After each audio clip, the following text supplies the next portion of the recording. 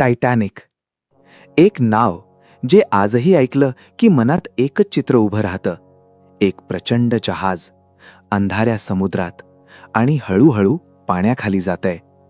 पण हा फक्त एक अपघात नव्हता. हा होता मानवी चुका, इगो आणि ओव्हर कॉन्फिडन्सचा परिणाम. 1912 त्या काळात जग बदलत होतं. इंडस्ट्रियल रेव्होल्यूशन नंतर टेक्नॉलॉजी वेगाने पुढे जात होती आणि माणूस स्वतःला ऑलमोस्ट अनबीटेबल समजू लागला होता. अशाच काळात एक स्वप्न तयार झालं.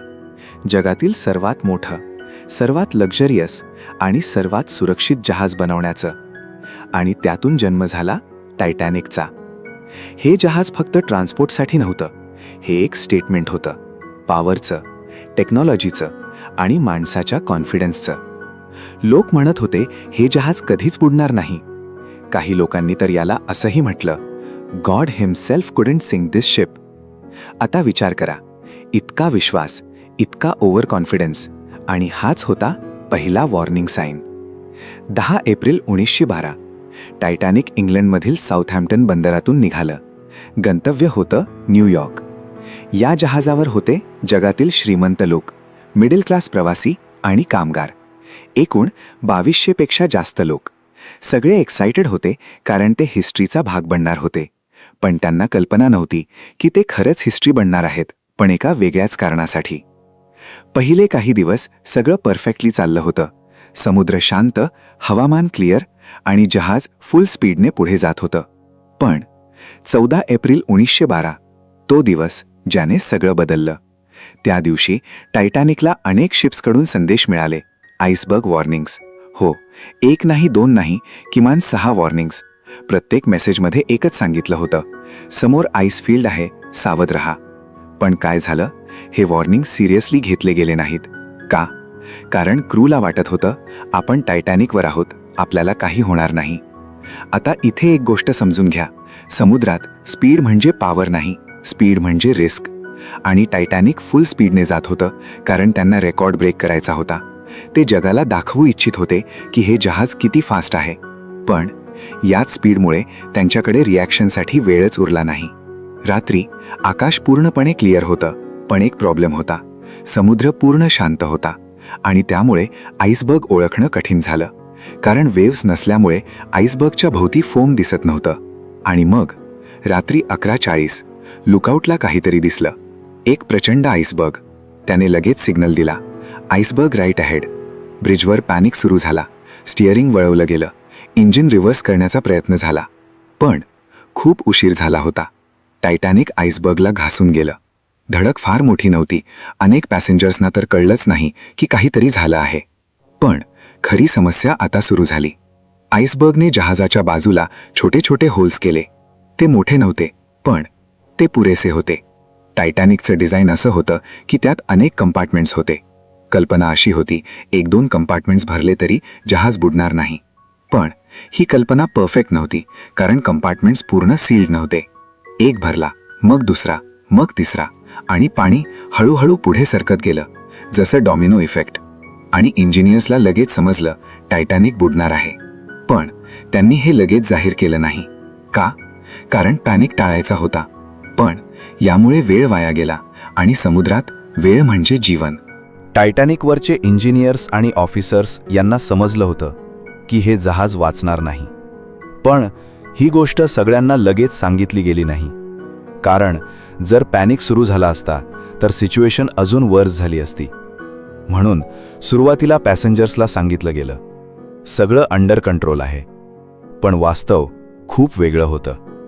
हळूहळू क्रूने लाईफबोट्स तयार करायला सुरुवात केली. आणि इथेच टायटॅनिकच्या इतिहासातील सर्वात मोठी चूक दिसून आली. जहाजावर 2200 पेक्षा जास्त लोक होते, पण लाईफबोट्स होते फक्त 1200 लोकांसाठी. हो, अर्ध्याहून कमी. का? कारण त्यांना वाटत होतं लाईफबोट्स फक्त इमर्जन्सीसाठी असतात आणि टायटॅनिक कधीच बुडणार नाही. ही होती ओव्हर कॉन्फिडन्सची सर्वात मोठी किंमत. आता इमॅजिन करा, एक प्रचंड जहाज हळूहळू पाण्याखाली जातंय आणि त्यावरचे लोक अजूनही फुल्ली अवेअर नाहीत. काही जण हसत होते, काही जण संगीत ऐकत होते कारण त्यांना वाटत होतं हा फक्त प्रिकॉशन आहे. पण क्रूला माहिती होतं की वेळ खूप कमी आहे. लाईफ बोट्स लॉन्च करायला सुरुवात झाली. विमेन अँड चिल्ड्रन फर्स्ट हा रूल लागू झाला. पण इथेही कन्फ्युजन झालं. काही लाईफ बोट्स अर्धे रिकामेच सोडले गेले. का? कारण लोकांना वाटत होतं हे जहाज बुडणार नाही आणि काही जण जाण्यास तयारच नव्हते. आता सिच्युएशन बदलत होती. जहाजाचा पुढचा भाग हळूहळू खाली जात होता.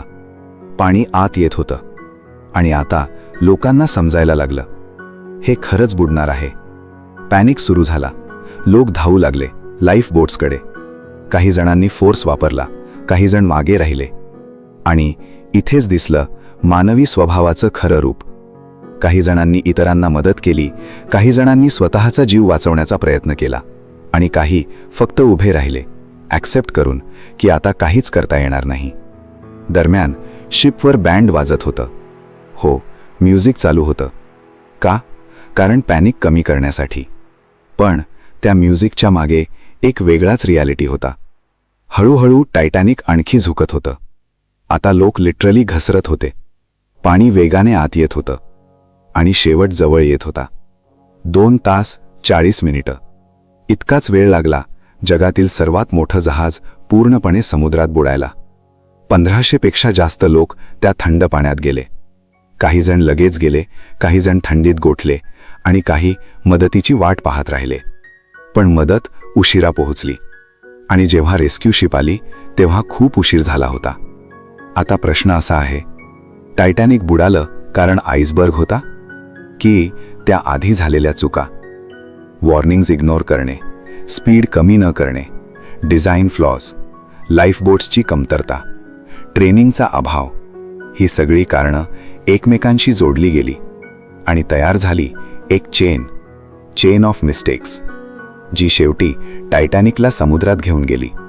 म्हणजे टायटॅनिक फक्त आईसबर्गमुळे बुडालं नाही, ते बुडालं मानवी इगोमुळे, ओव्हर कॉन्फिडन्समुळे आणि लहान लहान चुका ज्या वेळेवर दुरुस्त केल्या गेल्या नाहीत. टायटॅनिक आजही समुद्रात आहे, पण त्याची गोष्ट आजही आपल्याला एक वॉर्निंग देते. टेक्नॉलॉजी कितीही ॲडव्हान्स असली, पण जर माणूस स्वतःला अनबीटेबल समजायला लागला तर परिणाम नेहमीच धोकादायक असतो. आणि कधीकधी एकच चूक इतिहास बदलण्यासाठी पुरेशी असते. मग खरं वास्तव काय? आईसबर्ग की माणसाची चूक? उत्तर तुमच्याकडे आहे. अशाच गोष्टींसाठी सबस्क्राईब करा वास्तव काय चॅनलला.